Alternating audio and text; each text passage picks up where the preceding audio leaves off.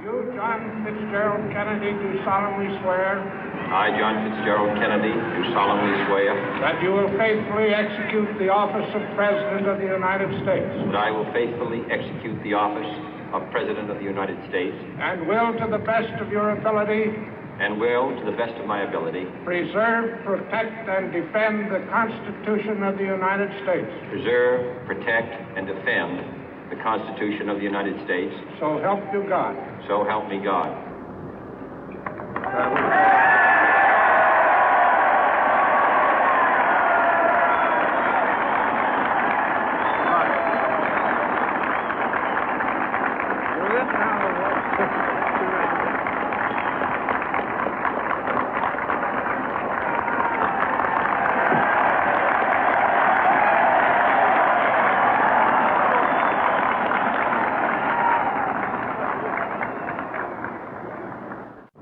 Vice President Johnson, Mr. Speaker, Mr. Chief Justice, President Eisenhower, Vice President Nixon, President Truman, Reverend clergy, fellow citizens. We observe today not a victory of party, but a celebration of freedom, symbolizing an end as well as a beginning, signifying renewal as well as change. For I have sworn before you and Almighty God the same solemn oath our forebears prescribed nearly a century and 3/4 ago. The world is very different now, for man holds in his mortal hands the power to abolish all forms of human poverty and all forms of human life. And yet the same revolutionary beliefs for which our forebears fought are still at issue around the globe.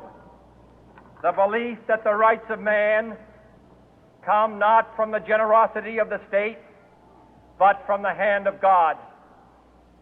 We dare not forget today that we are the heirs of that first revolution. Let the word go forth from this time and place to friend and foe alike that the torch has been passed to a new generation of Americans born in this century, tempered by war, disciplined by a hard and bitter peace, proud of our ancient heritage, and unwilling to witness or permit the slow undoing of those human rights to which this nation has always been committed and to which we are committed today at home and around the world.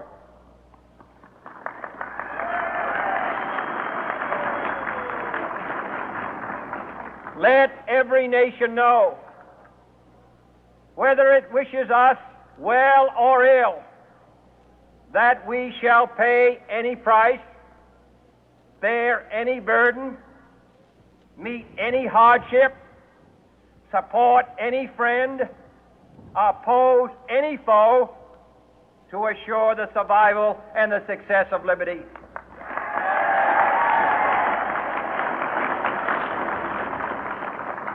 This much we pledge and more. To those old allies whose cultural and spiritual origins we share, we pledge the loyalty of faithful friends. United, there is little we cannot do in a host of cooperative ventures.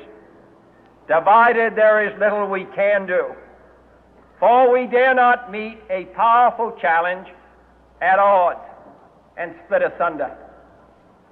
To those new states whom we welcome to the ranks of the free, we pledge our word that one form of colonial control shall not have passed away, merely to be replaced by a far more iron tyranny. We shall not always expect to find them supporting our view, but we shall always hope to find them strongly supporting their own freedom, and to remember that in the past, those who foolishly sought power by riding the back of the tiger ended up inside.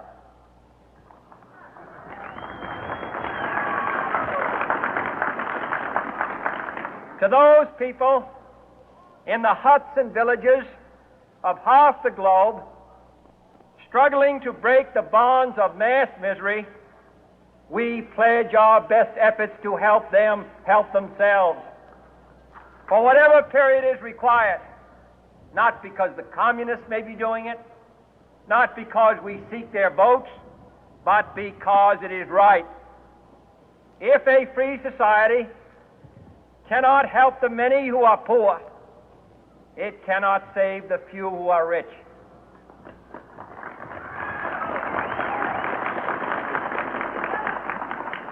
To our sister republics south of our border, we offer a special pledge to convert our good words into good deeds, in a new alliance for progress, to assist free men and free governments in casting off the chains of poverty.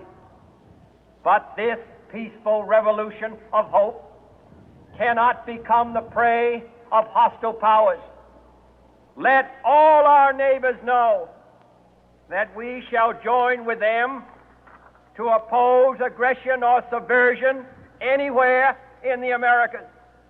And let every other power know that this hemisphere intends to remain the master of its own house.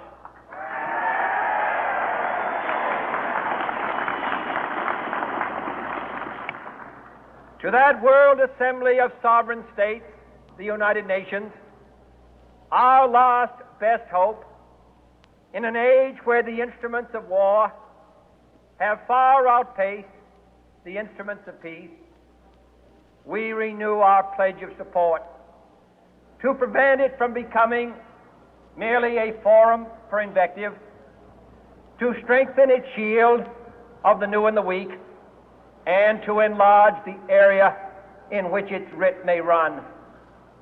Finally, to those nations who would make themselves our adversary, we offer not a pledge, but a request that both sides begin anew the quest for peace.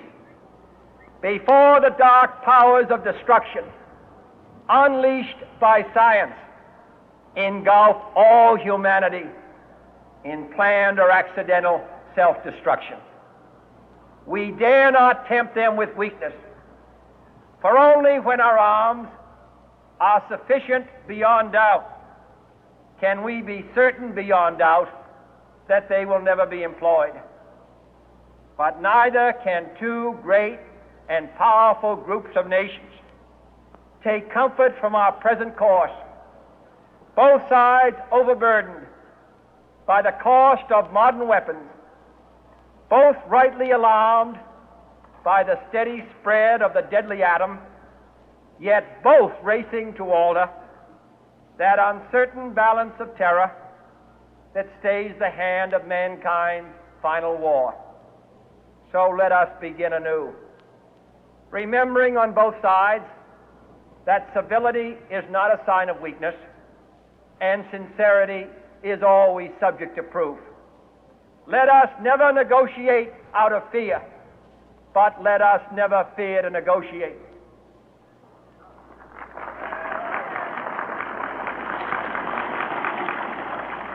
Let both sides explore what problems unite us, instead of belaboring those problems which divide us. Let both sides, for the first time, formulate serious and precise proposals for the inspection and control of arms, and bring the absolute power to destroy other nations under the absolute control of all nations.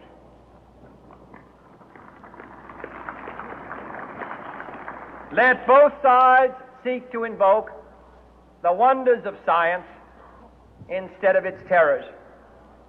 Together, let us explore the stars, conquer the deserts, eradicate disease, tap the ocean depth, and encourage the arts and commerce.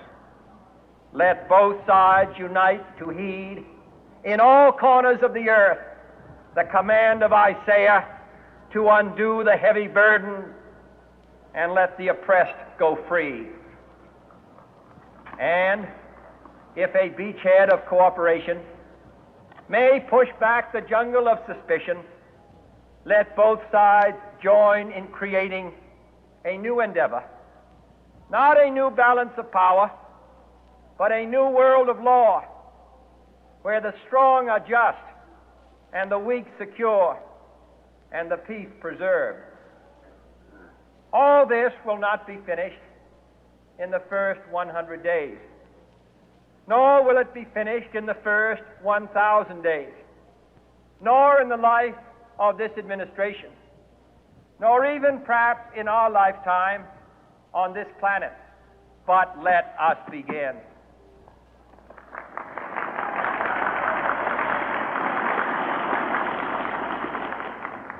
In your hands, my fellow citizens, more than mine, will rest the final success or failure of our course. Since this country was founded, each generation of Americans has been summoned to give testimony to its national loyalty. The graves of young Americans who answered the call to service surround the globe.